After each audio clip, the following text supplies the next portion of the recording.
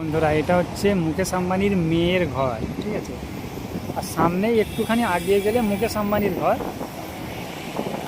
তার security guard দেখে তো, কত সিকিউরিটি গার্ড খালি না, সব হাই সিকিউরিটির সাথে।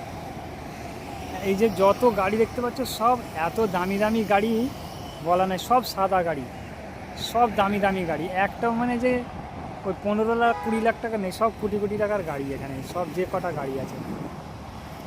আর ঘরটা দেখো খালি, সেই লাগছে যে ঘরটা দেখেছো একদম।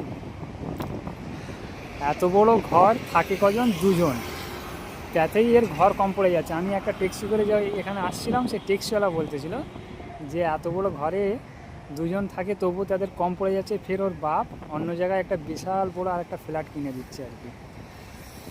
সিকিউরিটি আর পুরো যে জায়গাটা দেখো কত সুন্দর জায়গা, বিশাল হাই প্রোফাইল জায়গা, বহুত দামি জায়গা। পুরো জায়গা দেখো, সব বিল্ডিং, সব হাইফাই দামি দামি বিল্ডিং। এগুলো সব নতুন হচ্ছে। আর এই হচ্ছে মুকেশ আম্বানির মেয়ের ঘর।